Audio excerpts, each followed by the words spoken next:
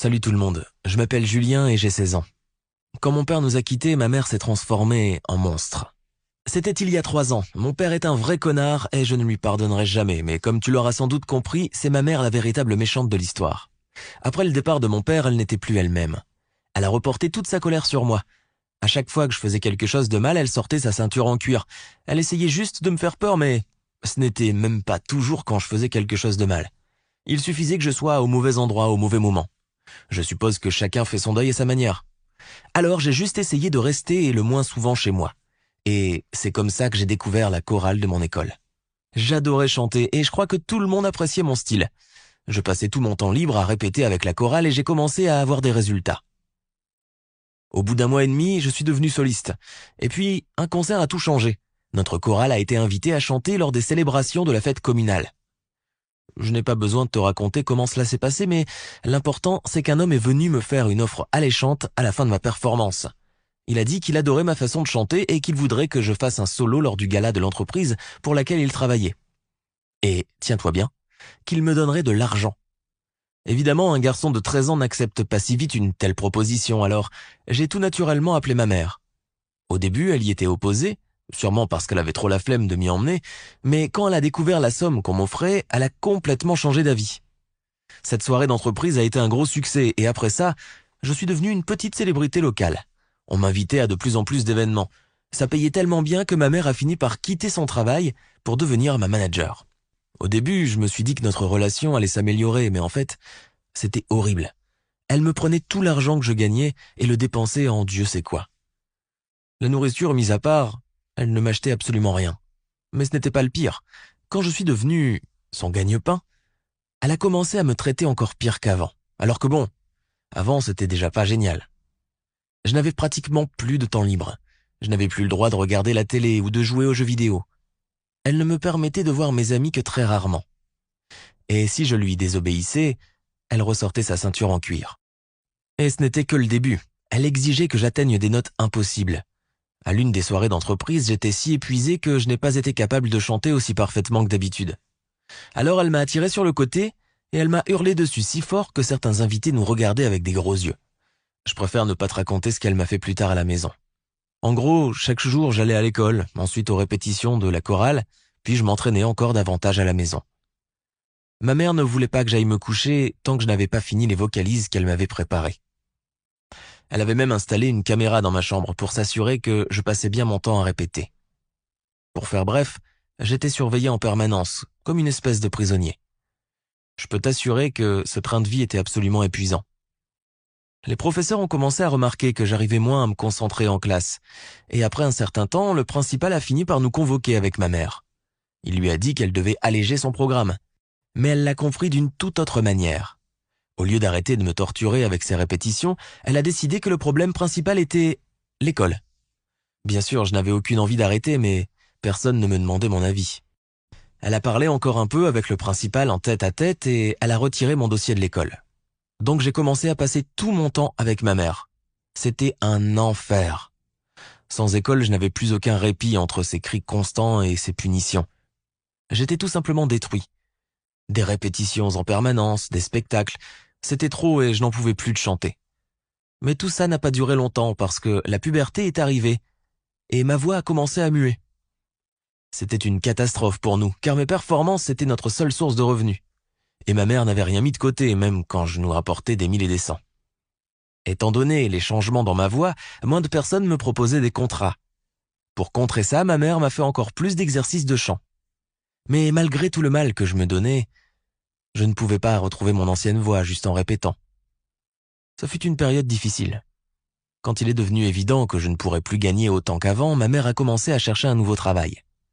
Mais au lieu de me remercier de lui avoir permis de ne plus travailler pendant un certain temps, elle était furieuse que sa chance ait tourné. Elle s'était habituée à son train de vie aisé et elle a refusé plusieurs bonnes offres d'emploi en espérant en trouver une encore meilleure.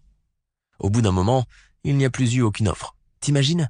On devait tenir avec quelques centaines d'euros pour un mois presque entier. Et tu sais l'idée qu'a eue ma mère ?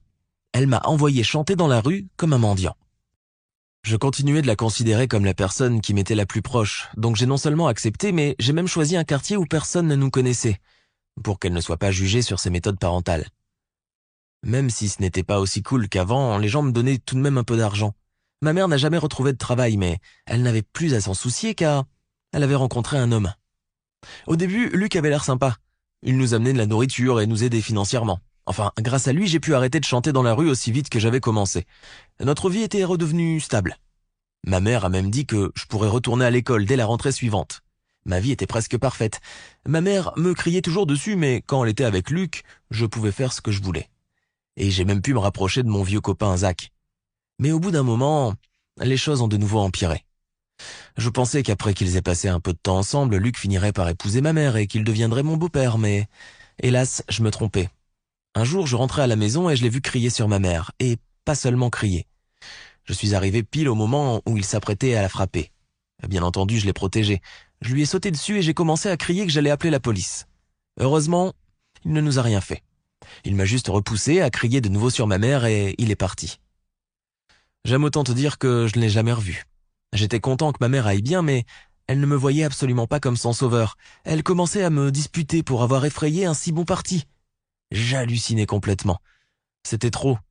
J'avais accepté qu'elle m'aboie dessus, qu'elle soit super exigeante. J'ai même accepté d'aller mendier, mais qu'elle préfère un parfait inconnu qu'elle connaissait depuis peut-être 5 mois à son propre fils. Je ne pouvais pas supporter ça. J'ai fugué. Je suis allé chez mon pote Zach. Il a parlé à ses parents et quand ils ont appris mon histoire, ils m'ont permis de rester aussi longtemps que je voulais. Ils étaient choqués et attristés de voir tout ce que j'avais subi. Moi-même, j'étais surpris par la manière dont Zach était traité.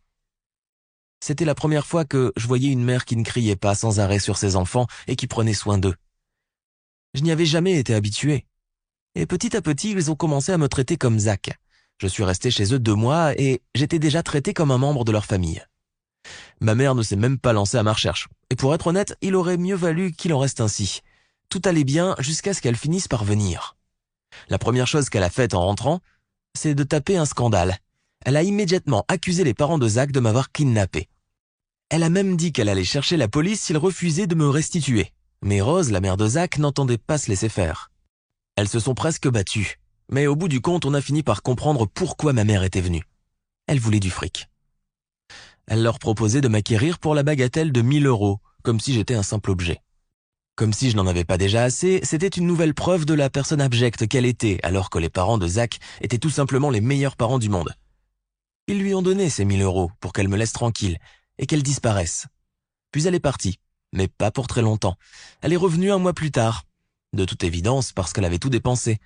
Et elle a redemandé de l'argent, mais cette fois-ci elle voulait 2 000 €. Les parents de Zach ont compris que ça ne finirait jamais, alors ils lui ont dit de me récupérer. Ma mère était aussi surprise que moi. Mais elle a été obligée de partir avec moi.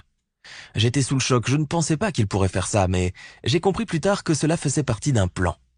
Quelques jours plus tard, les parents de Zach sont arrivés chez nous avec l'assistance sociale, qui a retiré son droit de garde à ma mère après avoir constaté nos conditions de vie déplorables. Rose m'a expliqué plus tard qu'ils avaient été obligés de faire ça parce que si ma mère avait su que les services sociaux arrivaient, elle aurait eu le temps de tout nettoyer et ils n'auraient pas pu me reprendre avec eux. Depuis, ils sont parvenus à m'adopter et je vis avec eux. Je leur serai éternellement reconnaissant, car grâce à eux, j'ai enfin trouvé une famille chaleureuse et aimante. Quant à ma mère, je ne l'ai plus vue depuis. Est-ce que tu penses que je devrais chercher à la retrouver et lui rendre visite? Partage cette vidéo avec tes amis et laisse-moi un commentaire. Je suis très intéressé par ton avis.